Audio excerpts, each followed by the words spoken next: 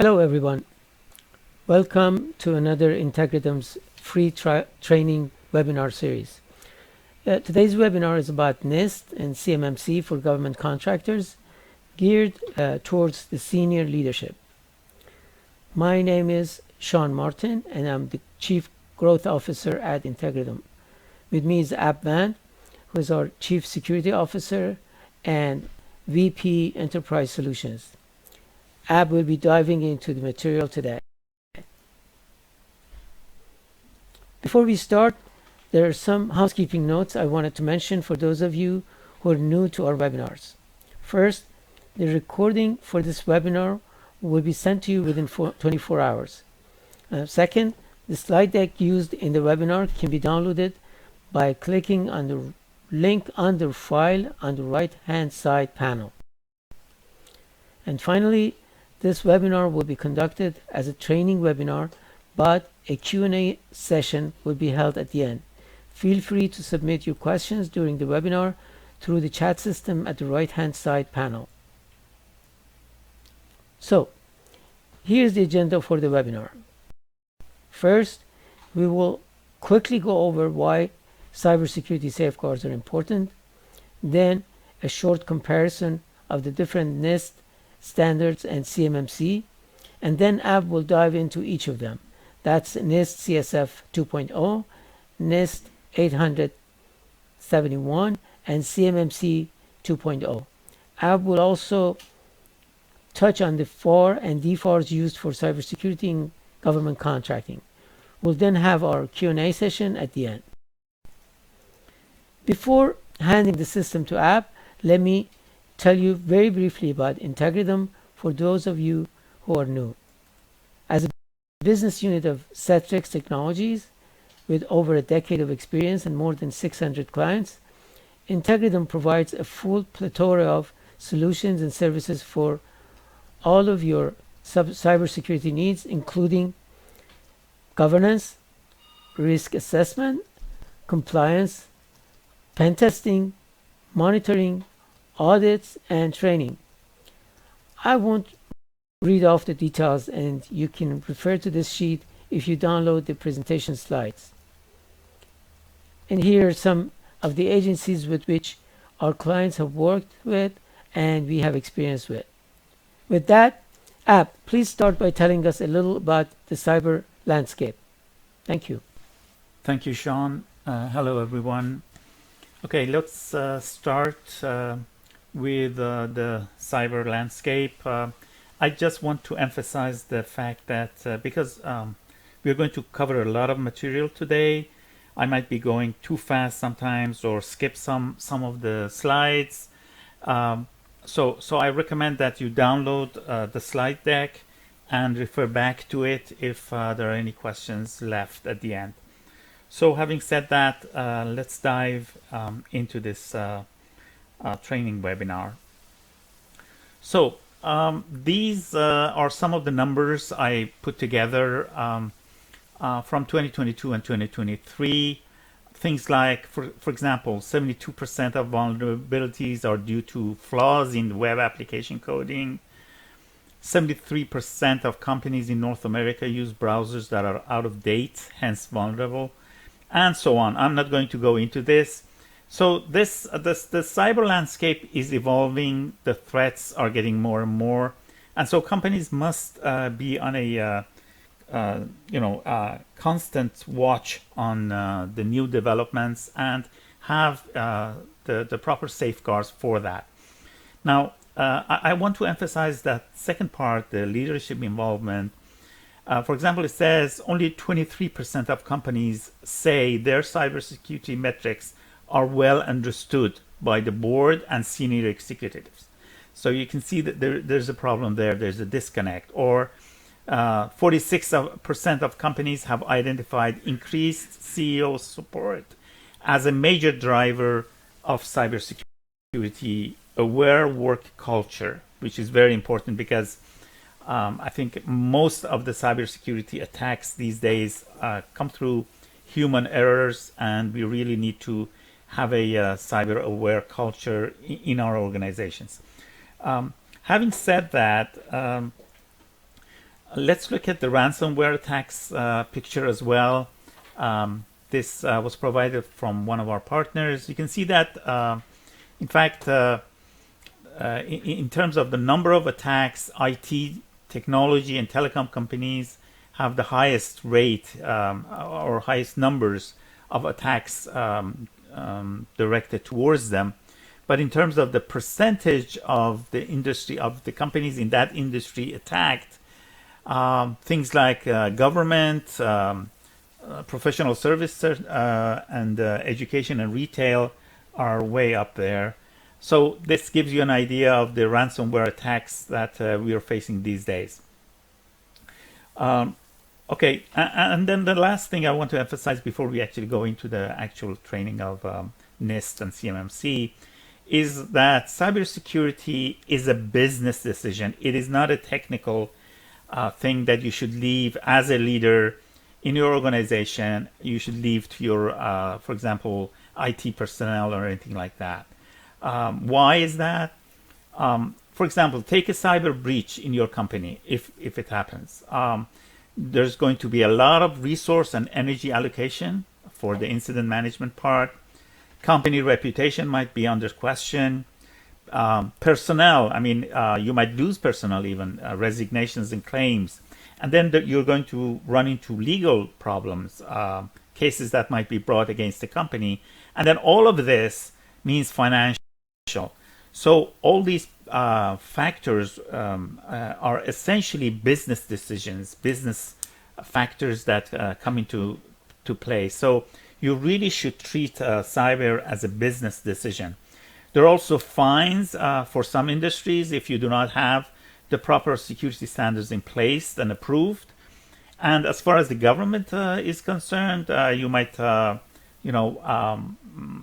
example, with DoD, and we'll get into that, you really need to have that. Otherwise, you're not going to get new contracts.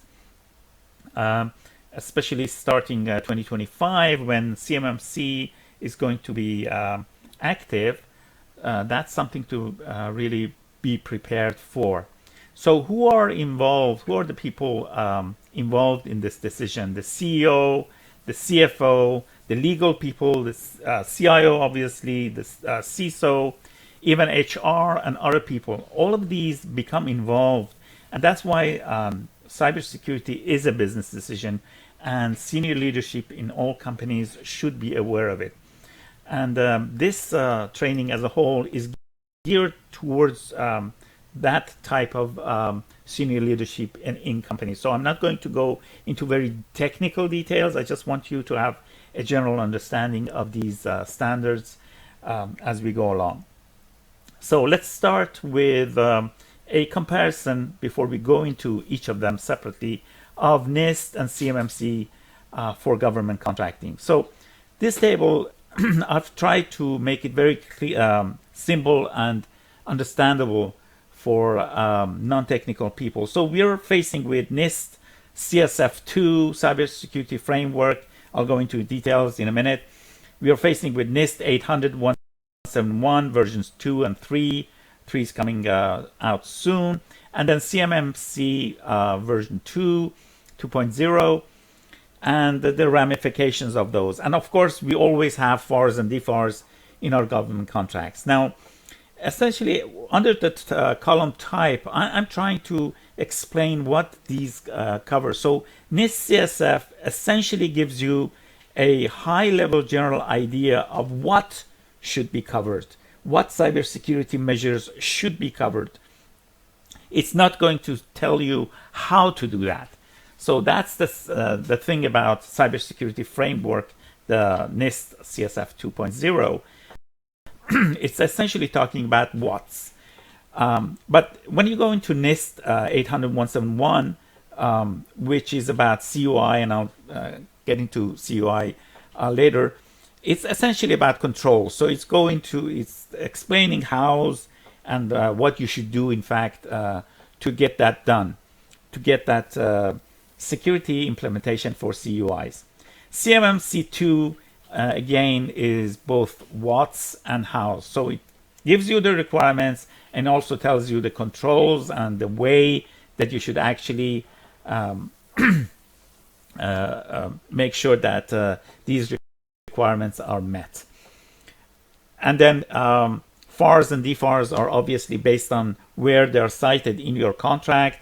They refer usually to either CMMC 2.0 or NIST 800-171.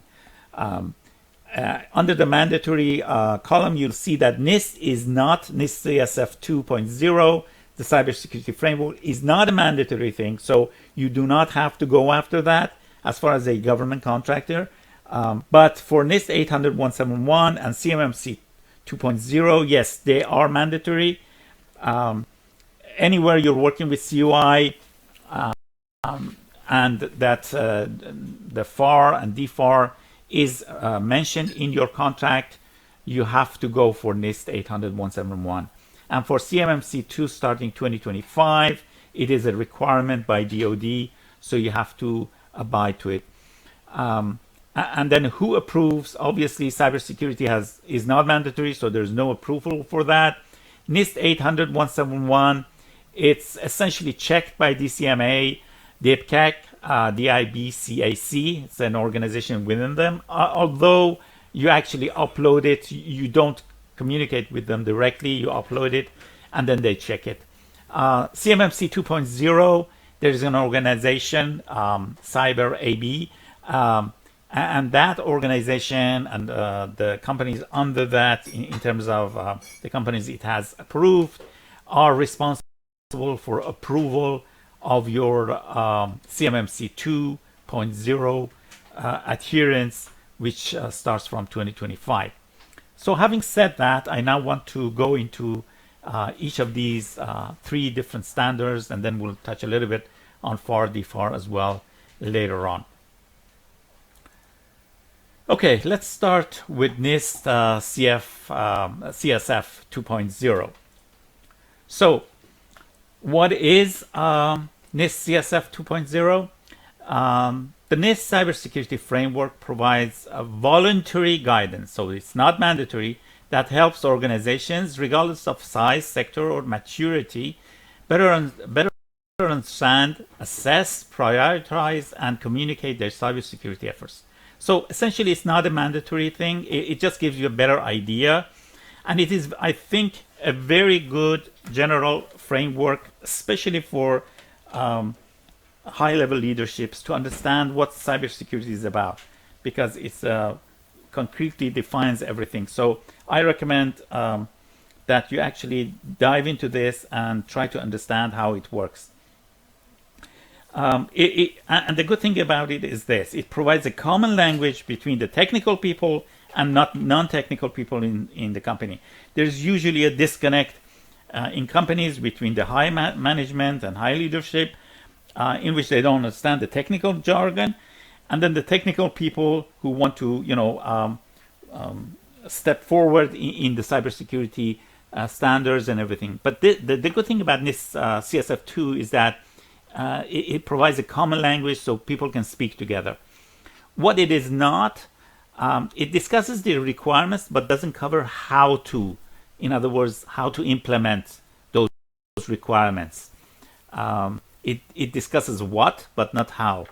And that's good as far as the leadership is concerned, is because you don't want to go into the technical part of how this is going to be implemented, but you understand, what is required. That's the good thing about it. Now, for that reason, many companies use this in conjunction with other types of regulations or frameworks. For example, they use the NIST CSF as their overall,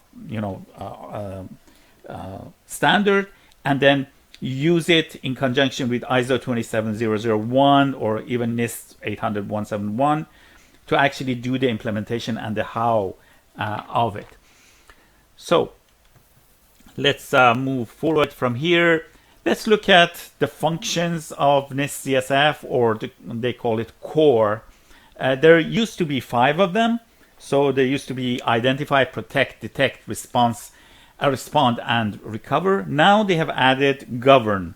And you can see from that picture that govern is not, within the circle, so to say, or the cycle. it's an overarching type of function that is there, despite you being perhaps in the respond phase or in the detect phase or whatever. But the other 5 are in a cyclic process that you go through and then use govern to manage it. Now, NIST has added this govern and has added other factors. I'll mention those as we go along in these discussions. So these are the 6 core functions for the CSF 2.0. Now, if you look at this table, gives you a general idea of how the 6 functions work. They have categories under them. So there you have the functions, 6 of them. Then you have the categories. And then under categories, you have subcategories. So overall, just to give an example, for example, for identify, you have 3 categories. You have asset management, risk assessment, and improvement. Or for the detect function, you have continuous monitoring, adverse event analysis. Now, under those are the subcategories. The subcategories, I didn't want to make it, too detailed to list each of those subcategories. So I've just put in the number of how many subcategories there are. So the good thing about it is that it gives you a framework to think about. So, if you want to identify, okay, so you have 3 categories: asset management, risk assessment, improvement. Under each of those, there are subcategories. And then you know that your cyber posture should cover these. But how those, say, for example, here, 21 subcategories under identify are going to be implemented, that's left to your IT people. But you have a common ground to discuss this matter with them. So this works like a sort of a checklist to give you an idea of what to do as you go along. Now, I'm not going to go over each of these. I have put a page for each function as to what you should understand when you're going through that, what you should assess, what are the priorities, and what you should communicate with your team, within the organization, with regards to the culture and everything. These are all covered in the CSF, but and you can later come back and review these. They give a good idea of what each of these functions are and how you can actually create this as a framework in your mind and then work through it with your people. For example, I will go through the govern part a little bit, but the others I will skip quickly. So under understand, it says that you should understand how cybersecurity risks can disrupt achievement of your business mission. So you should sit down, think about it, and then come up with a list of the items. Understand your legal, regulatory, and contractual cybersecurity requirements. That, again, is important. Understand who within your business will be responsible for developing and executing the cybersecurity strategy. So the org chart should be there. You should understand who is responsible for what. Then in the assess part, you assess the potential impact of a total or partial loss of critical business assets and operations. So you want to know, what impact that's going to create. Assess whether cybersecurity insurance is appropriate for your business. Many businesses must have insurance, cybersecurity insurance, so it's important. And then assess cybersecurity risks posed by suppliers and third parties before entering into formal relationship. And this is very important because your system might be secure, but for any reason you're connected to another system, another partner system, and theirs is not. So this is something that must be assessed and then worked on. In terms of priorities, prioritize managing cybersecurity risk alongside other business risks. So don't consider these risks as technical risks. These are really business risks, like financial risks, like legal risks. In terms of communication, communicate leadership's support of a risk-aware, ethical, and continually improving culture. That is really important. In terms of the culture, cybersecurity culture, that's one of the most important parts in any business, because as I said, most of the hackings and breaches come from human errors. So you want to have that culture in place. Communicate, enforce, and maintain policies for managing cybersecurity risks. And under each of these, you can see that there's a code. There are multiple subcategories for each of these that can help you, understand what you should do in a high-level form. And then in terms of implementation, your IT people or your cybersecurity people will go after doing that. Now, I have prepared slides like this for the identify part, where you identify what the threats are towards your company. So, for example, what your assets are in terms of hardware, software, the systems you have, the services you have, information you have, and so you identify that. In protect, you come up with the systems how to protect in terms of the information you have, the systems you have. This discusses that. Detect, what systems you have in place to actually be able to detect as far as on your servers, on your desktops, on your laptops. So this discusses that. And then moving forward, respond. Now, assuming that there is a threat, there is a breach, or somebody is trying to actually come into it, to your system, what are the responses that you could have? And this discusses that, goes into detail of that. And finally, recover. You've had a breach. You have taken care of that breach at the time, but there are a lot of things to do afterwards. So who is responsible for this recovery, what assets should be prepared, and so on. And these are discussed in the recover function. So these are the 6 functions overall that are covered under CSF 2.0. The second part of the structure of CSF 2.0 is called profiles, and it's a good thing. As I said, you don't have to have all of these, but so you might just take those core functions and work towards these. The second part, which is profiles, and third part, going to tiers, you might not want to have, but they're very helpful. They complement the first part, the core functions. Now, in profiles, you create a profile of where you stand right now. So it's called the current profile. And then where you want to be as far as your cybersecurity standards are concerned. So your current profile tells you where you are, what your shortcomings are, where you're weak at, where you're strong at. In the target profile, that's where you want to be after you work towards strengthening your cybersecurity stance. Now, the good thing about it is that NIST has already prepared profiles for different types of industries, different types of functions. Some of them I have listed here. You can see these are some of the ready-made profiles that you can actually check for yourself and see if, for example, the first one, say you're a manufacturing company. So NIST IR 8183 Cybersecurity Framework Manufacturing Profile is a profile for a manufacturing company that is, based on CSF 2.0 and is strong. So that's what you want to reach at. You might take that as a whole, do a little bit of a tweaking on it, and then use that as your, as I mentioned, we have 2 types of profiles. So that you will take as your target profile and then work towards that.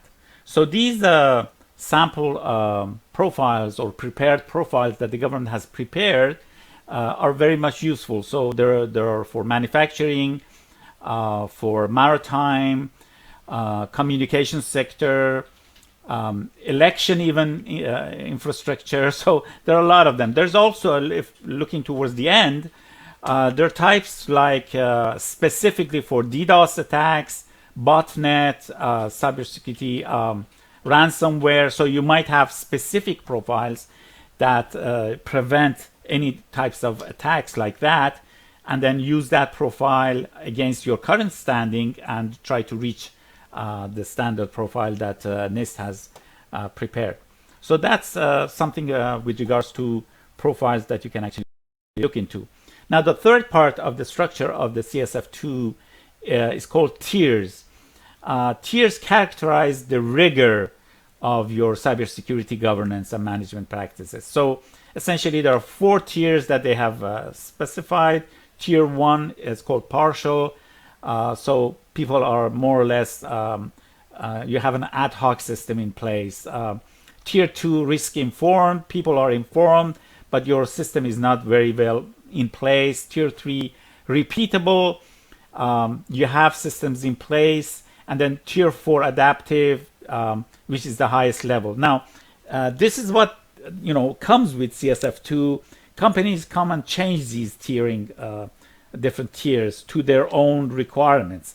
But the good thing is that what you can do towards the profiles or even towards those different categories and subcategories, you can say where you stand now. Say, for example, under a specific category, you are at Tier 1 and you want to get to Tier 3, or at this point you want to get to Tier 2.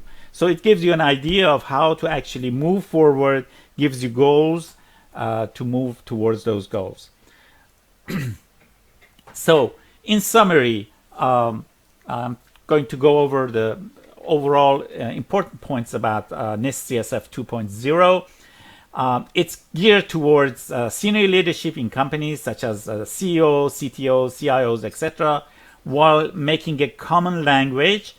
So both sides of the spectrum, the senior leadership and the cybersecurity practitioners, can speak the same language and understand each other. That's the first important point about it. The framework is not prescriptive, i.e., it will not tell you how to implement.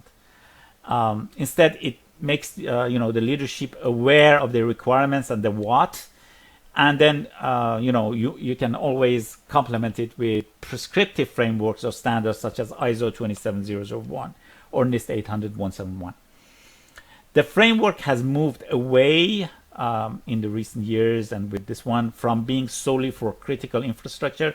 When it was introduced initially, the 1.0, it was essentially for critical infrastructure and very much USA centric. But now it has moved away from that, so you can actually use it for almost any type of industry in a much broader scope. And the major change from CSF 1.1 to 2 is the addition of the govern function as the overarching one that covers all the other 5 functions.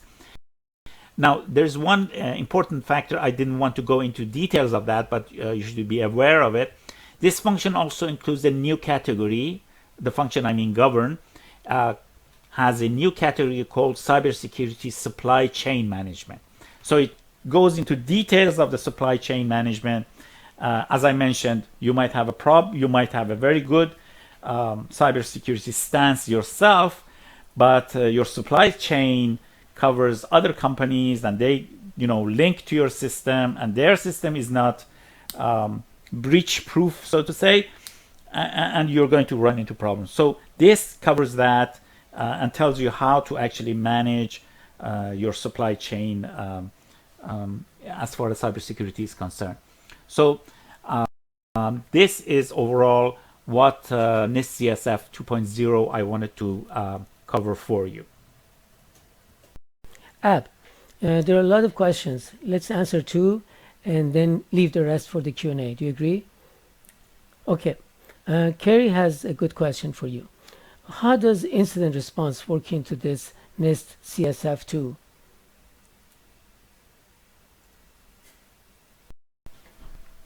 Okay, that's a good question. Out of the 5 original functions, 3 which are used in a cyclic way cover it. So you have detect, you have respond, and you have recover. And what you call, or what we call it, incident response, usually in the cybersecurity realm, falls in all three of them. And don't forget the overarching govern function that molds them together. Okay, Susan has a question. What do you recommend using CSF 2.0 for? What's the benefit if it has no implementation side? Right. So, although it's not a prescriptive framework and doesn't give you the controls, it's very detailed in each of those functional categories and subcategories. So take each of these functional categories and subcategories overall, and then begin to identify where you stand on each of those. It works like a checklist that tells you what to think about so that there are no holes in your security, no gaps in your security posture. Once you identify the gaps and your current posture, you can always bring in prescriptive frameworks or standards like, say, ISO 27001 or even NIST 800-171. And then tie them together. In this way, you're actually using a unified, robust security framework to check your company's current standing against those, and then have an open hand on using the other standards for implementation. I should mention that this is not for very small businesses or startups or anything like that, but it does give you, as leadership of a company, a good understanding of how cybersecurity should work, high-level work. So it is very helpful to get a grasp of it. Okay, having said that, let's, and we passed 2 questions, so let's keep the rest of the questions to the end. Let's move into the NIST 800-171 standard. So, let's first see what NIST 800-171 is. So the National Institute of Standards and Technology, NIST, published the initial one in 2015. It was called Protecting Controlled Unclassified Information in Non-Federal Information Systems. So, and organizations. The naming tells everything. So they're trying to protect controlled unclassified information, and I'll get into that, what that is. That's CUI, in non-federal information systems and organizations. So when companies work with the government, they get information from the government that might be controlled unclassified information, and the government wants to ensure that they are handled properly. The 800-171 is a subset of NIST 853 publication, and it's, as I said, about controlled unclassified information. Who needs to implement it? Defense contractors, so anybody working with DoD, and usually there is a DFARS in your contract, 252, 204, 7012, and I'll get into that later. If you're a manufacturer and some of the parts are being used by DoD, GSA, NASA, or other federal agencies, supply chain, the implementation of security requirements included in NIST 800-171 is really a must. So, but as far as mandatory use, all DoD contractors that are handling CUI information and have that clause in their contract must be using it. And I'll get into that clause later on. So what is this CUI, or controlled unclassified information? It's any information belonging to the federal government that law, regulation, or some government by policy requires it to be safeguarded, or for disseminating controls, excluding, of course, anything that is classified. So CUI does not cover classified information. Now, these could be electronic files, emails, email attachments, proprietary information, designs and specifications, paper documents, any of those types. Why is it necessary? Just to have an idea, New York University had a study in 2017 that they said that about 9 million people at that time worked for the federal government. 40% of them were private contractors working on CUIs. And these numbers have increased substantially each year. So you can see that these people, these 40% at least, they face a constant threat of data breach. And who owns that data? The government. So the government wants to make sure that the CUI information stays where it should. So what are the requirements for NIST 800-171? Okay, so there are 110 controls, administrative and technical requirements within 110 controls, and they have categorized them into 14 families. So and I've listed them: access control, awareness and training, audit and accountability, and so on. So you can see there are 14 different families. Overall 110 controls that you have to make sure that you are doing it properly per those controls or per those requirements. Now they cover different areas of your organization's IT technology, policies, and practices. They also set out requirements for cybersecurity procedures and incident response plans. So all of those are covered. Of course, remember that we're only talking about CUI. This does not, NIST 800-171 does not cover, say, how you should safeguard your servers as a whole, or firewalls, or anything like that, or endpoints, unless it's related to CUI. Unless it's related to the breach of that type of information. So DoD contractors that process CUI use a point-based system to demonstrate compliance with NIST 800-171. So you have to give a point. It's a self-certified system, and so you self-assess yourself against those 110 requirements. You also have to prepare a system security plan, and you have to also the system security plan provides a comprehensive overview of the organization's IT network, hardware, software, security procedures, and policies. It's an important thing that you have to prepare and upload. And then finally, you have to have a POAM, a plan of action and milestones for all those that you have not met so far. So it's not that you have to meet right at the beginning all 110. If you cannot meet all 110 requirements, you create a plan of actions and milestones, a POAM, and you upload that, giving timing and how you're actually going to achieve full compliance. So these are essentially the requirements, and then the assessment process I've put in here might help. Form an assessment team with input from senior information security stakeholders, set an assessment plan, begin an internal communication campaign, collect relevant documents, assess each of those 110 requirements in the NIST 800-171 document, and record a statement for each. That's the important part. Create a POAM for those unmet requirements and when you're going to actually meet those requirements. Include all evidence for compliance into a system security plan document.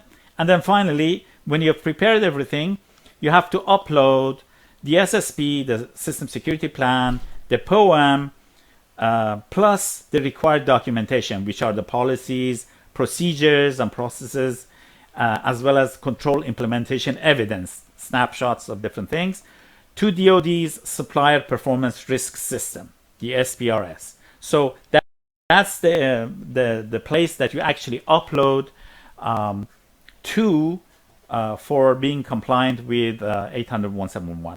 So the SPRS is where you actually upload all the information, but it is essentially a self-assessment that you go through. And this is a compliance guideline, just a sample where you actually, to the left, you list those different levels. So 3.1 is access control, 3.11, 3.12, and 3.13 are seen here. What are the NIST requirements? what are the additional details, who is responsible in your organization. So here in this sample, they have a central IT and then they have a local IT guy, but you might have a different system. You put it here, and then what is your company policy towards that, because that policy must also be submitted. So here, for example, data governance and classification policy, that's the policy that this company, for example, uses for access control. So this is a sample one, but you can also prepare your own. So, but this is the process for getting your NIST 800-171 approved. Okay. Hey, give me the 2-question coda here, please. Alan says you mentioned at one point another standard, NIST 853. Is that something we need as a contractor? Good question. Thank you. NIST 853 is the standard that all federal agencies must abide to, not contractors, the federal agencies themselves.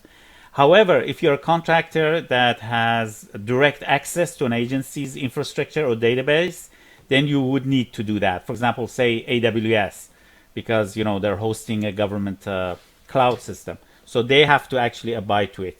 It's a huge standard in terms of requirements and controls. It's over 1,000 of them, but it's extremely robust. But as a contractor, a government contractor, you usually don't need that. Thanks, Ab. I hope Alan got his answer. Jared is asking a question. Can you explain the difference between CUI and FCI again, please? Okay, sure.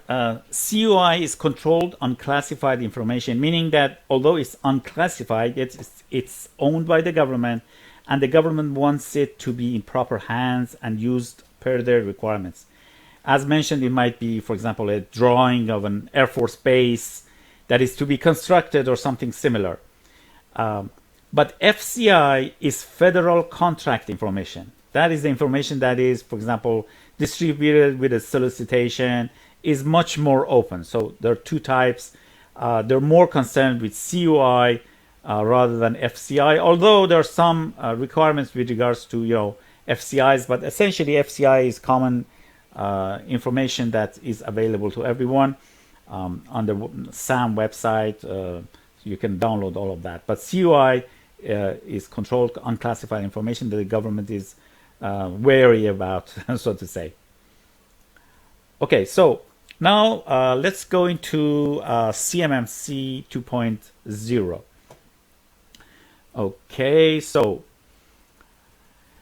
what does CMMC stand for? Cybersecurity Maturity Model Certification. CMMC, current version is 2.0. What's the purpose of CMMC? So, Cybersecurity Maturity Model Certification, CMMC, is a major Department of Defense program built to protect the defense industrial base, DIB, meaning all the government contractors and their subcontractors and suppliers. So when they say DIB, it means all government contractors, primes, all their subcontractors and suppliers, from increasingly frequent and complex cyber attacks. In particular, it aims to enhance the protection of CUI and FCI shared within the DIB. So it's again geared towards CUI, but in a more comprehensive way than the NIST 800-171. Moving forward, let's look at the dates. So we can see that CMMC 1.1 was introduced in January of 2021. And then CMMC 2.0, which replaces 1, was introduced in November 2021. 2022 to 2024 has been left out for all the rulemakings that the government has to go through, as well as all the DIB, that is subcontractors, primes, manufacturers, all contractors preparing. So you have to prepare. That's why a lot of companies are right now preparing their systems to be compliant with CMMC. And then starting from 2025, they're going to implement. So, for example, you'll start to see that having a CMMC 2 certification becomes a necessity to be awarded a contract. So you can't get contracts, especially in DoD, of course, if you don't have that certification. And I'll go into the process for that self-certification and all that, self-attestments, and then third-party certifications. That's going to start in 2025. That's why businesses are right now all starting to gear up and prepare themselves to be certified, because there are also levels to this certification, and the process is lengthy. So you don't want to, start 2025, realize that all the contracts or all the solicitations require it, and you haven't even started. So everybody's doing that. Many have started in 2023 even, or 2022, for the very large companies to be able to get that certification done. So who is subject to CMMC? All DoD primes and subcontractors. Remember, if you're a subcontractor to a prime who is working with DoD, you still need that. Who are planning to bid on future contracts with the CMMC DFARS clause. That's the clause that will be used in your contracts, in the solicitations, will be required to obtain a CMMC certification prior to contract award. So they're not going to award it to you if you don't have that. And then by DoD, just to make sure everybody understands it, it means all major defense departments, Air Force, Navy, Army, all of that, combatant commands, and all other DoD components. So the entire DoD. The DoD contract will specify which level of compliance a contractor needs to meet, because there are 3 levels, and I'll go into detail of that. Some primes and subcontractors assessing, processing, or storing FCI, but not CUI, will minimally require a level 1 attestation. So level 1 is the lowest level that you can, for some cases, you can actually do a self-attestation, but for everything else, you have to have a third party to actually certify you. So let's look at these levels again. The CMMC framework uses 3 organizational maturity levels. Level 1 is foundational. An organization must demonstrate basic cyber hygiene practices, such as ensuring employees change passwords regularly to protect federal FCI. FCI is information not intended for public release, that is provided by or generated by the government under a contract to develop or deliver a product or service to the government. Level 2, advanced, 110 practices, or you can say controls. An organization must have an institutionalized management plan to implement good cyber hygiene practices to safeguard CUI, including all the NIST 800-171 Revision 2 security requirements and processes. And then level 3, expert, more than 110 practices. An organization must have standardized and optimized processes in place and additional enhanced practices that detect and respond to changing tactics, techniques, and procedures of advanced persistent threats. So level 3, you have to have a very active monitoring system and so on. So most primes and subcontractors fall under level 2. Depending on the type of work that some primes and subcontractors do, they might also fall on level 3, expert. Okay, so and this is a schematic of how it looks. Level 1 at the bottom, foundational, level 2 advanced, and level 3 expert, to give you an idea of how it works. Okay, what's the difference between NIST 800-171 and CMMC 2? There are 2 major differences. Under the first of all, third-party certification. Under existing DFAR 252-204 71-2 requirement, contractors do not have to pass any official certification process to prove that they have the ability to protect CUI.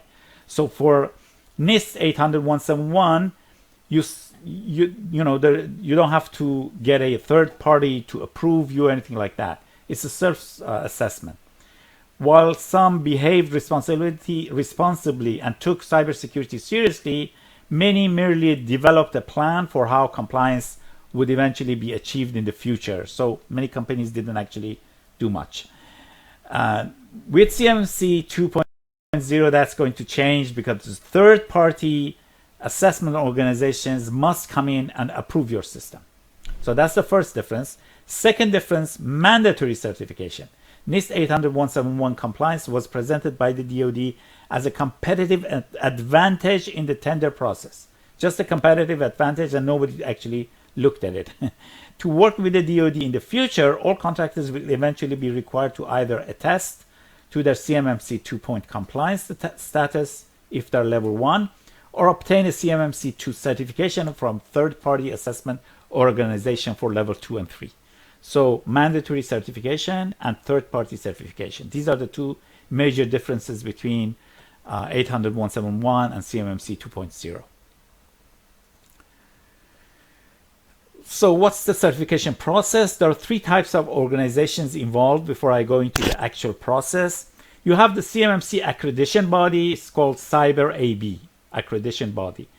This was established in January 2020 to oversee the certification process. They actually approve the other companies, the RPOs and C3PAOs, which I will explain the two others. But the CyberAB is the main body that controls the whole process. Now, the second type is called Registered Provider Organization. Going back to the CyberAB. CyberAB itself does not approve any of the primes and subcontracts or anything like that. They approve and train and everything, the other two types of companies, and they do the work. So the second type of company is Registered Provider Organizations, RPOs. These companies have been trained, they have in-depth knowledge and experience in CMMC framework and provide with you a third-party assessment, as well as establishing robust processes and practices to ensure continuous compliance with the evolving CMMC requirements. In other words, they help you. These companies, these RPOs, have been trained to actually help you go through the process. Prepare yourself for the accreditation. Prepare for yourself for being assessed by that third party. Now, the third type of company, the CMMC third party assessment organization, C3PAOs, they are the ones that come in and do the assessment. So they do the assessment. So the RPOs help you prepare for the assessment. C3PAOs do the actual assessment and issue the certification. So that's the three types of companies that we are facing with in this. Now, the process or the steps are like this. You register with the CyberAB, then you work with an RPO. They help you go through the process. The RPO actually conducts assessment and tracks progress. CyberAB has prepared an online system that these RPOs can actually input your information and then assess where you stand. So the RPO company that you work with will use that capability and then create assessments of where you stand, what your weaknesses are, what you should do. And when you're ready, then achieve certification with the C3PAO. So that company, you find the C3PAO, they come in and they do the assessment and they issue the certification. So that's essentially the process for this. Okay. Before answering the two questions that Shawn is going to jump in, I will go into cybersecurity FARs and DFARs and then answer questions. I hope Shawn doesn't mind. Okay, so a very short discussion on cybersecurity FARs and DFARs because it's important to understand. Okay, there are actually 5 of these FARs and DFARs that you should be aware of. FAR 52-204-21 governs requirements for managing federal contract information, FCIs. There are 15 relatively straightforward controls that all contractors must meet in order to handle FCI. So FAR 52-204-21 is for FCIs. Look for that in your contract and make sure that you abide to that. Now, DFAR, that's the Defense Department, DFAR's 252, 204, 7012 is the important one. That's the one that if it's in your contract, it's telling you, hey, you should implement NIST 800-171. In other words, your contract covers CUI, and then you have to go through the process. So you have to maintain a system security plan, a POAM, plan of actions and milestones, and then you have to prepare all the profiles and things like that, the policies, and upload them, as we mentioned previously. So look for that DFARS 252-204-7112. If it's in there, you have to abide by NIST 800-171 standard. Now for CMMC 2.0, there's a new DFAR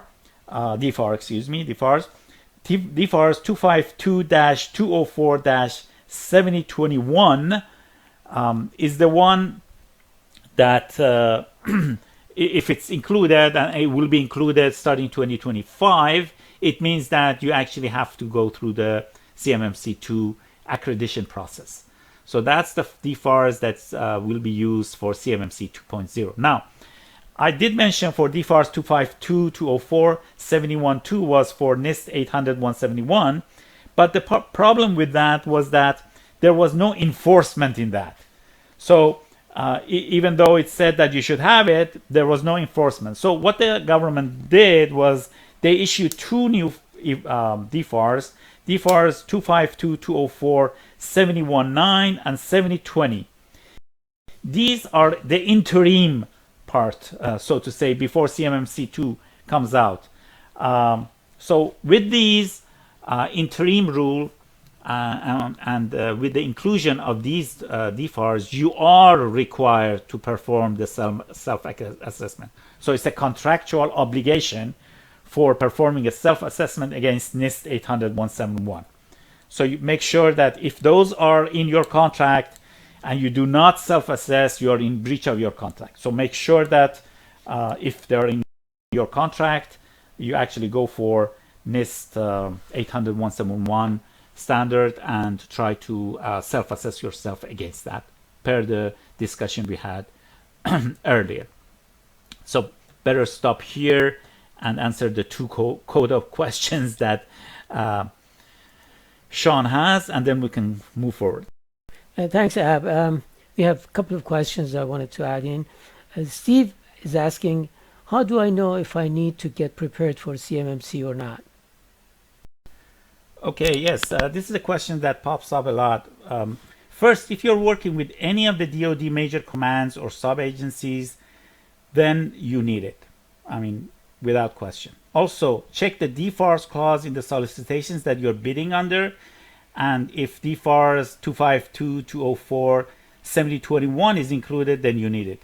Sometimes you might not need CMMC, but you might need NIST 800-171. For that, as I said, check to see if DFARS 252-204-70, 19, and 20 are included in your solicitation or contract. Note that this also applies to federal grants.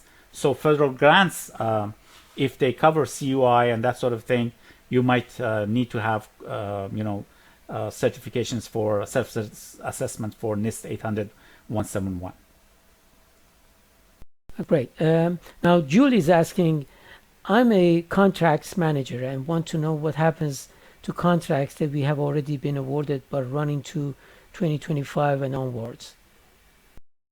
Right. So they're planning to roll out the CMMC requirements for those, ongoing contract, as well as the new solicitations. Obviously, priority is given to new solicitations, but they're going to take care of that, especially option years for ongoing contracts. So assume that that will start probably in 2026. So at some point, there are going to be no contracts being performed that are not covered by CMMC 2.0. So you should actually be preparing yourself for that as well. Okay, we are behind schedule, so let me move fast forward. So how can we help you with regards to the discussion we had? Very quickly, I will go into it. The services we provide: enterprise risk management, regulatory implementation, vendor and third-party risk management, policy management, information security management, data protection, privacy, internal controls, compliance management, audits, live monitoring, and pen testing. So you can see that we provide all-in-one, or so to say, solutions and services for you, and we can help you specifically with NIST CSF 2.0 if you want, if you have questions, you want more details, as well as implementation for 800-171, and any questions that you might have with regards to FARs, DFARs. We are here to help. We provide free consultation, so just coordinate with me or Shawn. We'll jump on a call and discuss it. So you can see that we cover about 90 different standards and frameworks, and we provide solutions, services towards them. And these are some of our solution partners: Standard Fusion, StrikeGraph, Cytalix, FaroPass, CyberSaint, and SecureFrame.